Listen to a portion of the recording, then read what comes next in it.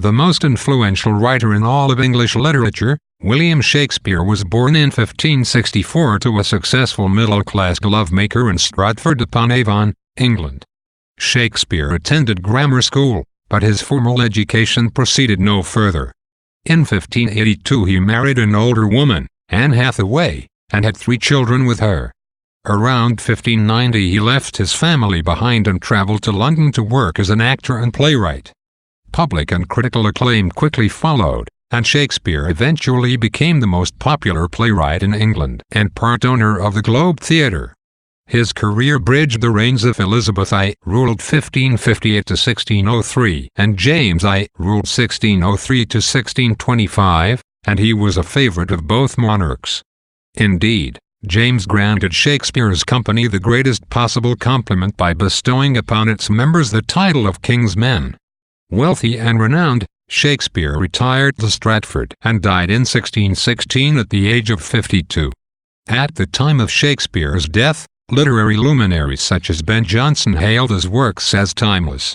Shakespeare's works were collected and printed in various editions in the century following his death, and by the early 18th century his reputation as the greatest poet ever to write in English was well established.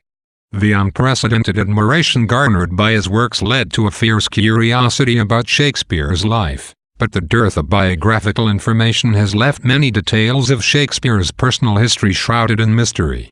Some people have concluded from this fact and from Shakespeare's modest education that Shakespeare's plays were actually written by someone else. Francis Bacon and the Earl of Oxford are the 2 most popular candidates, but the support for this claim is overwhelmingly circumstantial, and the theory is not taken seriously by many scholars. In the absence of credible evidence to the contrary, Shakespeare must be viewed as the author of the 37 plays and 154 sonnets that bear his name. The legacy of this body of work is immense.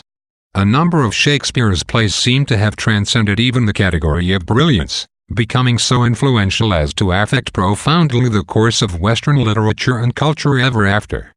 Shakespeare's shortest and bloodiest tragedy, Macbeth, tells the story of a brave Scottish general, Macbeth, who receives a prophecy from a trio of sinister witches that one day he will become King of Scotland. Consumed with ambitious thoughts and spurred to action by his wife, Macbeth murders King Duncan and seizes the throne for himself. He begins his reign racked with guilt and fear, and soon becomes a tyrannical ruler, as he is forced to commit more and more murders to protect himself from enmity and suspicion. The bloodbath swiftly propels Macbeth and Lady Macbeth to arrogance, madness, and death. Macbeth was most likely written in 1606, early in the reign of James I, who had been James VI of Scotland before he succeeded to the English throne in 1603. James was a patron of Shakespeare's acting company, and of all the plays Shakespeare wrote under James's reign, Macbeth most clearly reflects the playwright's close relationship with the sovereign. In focusing on Macbeth, a figure from Scottish history, Shakespeare paid homage to his king's Scottish lineage. Additionally, the witch's prophecy that Banquo will found a line of kings is a clear nod to James's family's claim to have descended from the historical Banquo. In a larger sense, the theme of bad versus good kingship, embodied by Macbeth and Duncan, respectively, would have resonated at the royal court, where James was busy developing his English version of the theory of divine right.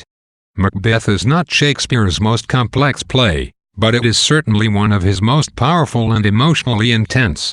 Whereas Shakespeare's other major tragedies, such as Hamlet and Othello, fastidiously explore the intellectual predicaments faced by their subjects and the fine nuances of their subjects' characters, Macbeth tumbles madly from its opening to its conclusion. It is a sharp, jagged sketch of theme and character. As such, it has shocked and fascinated audiences for nearly 400 years.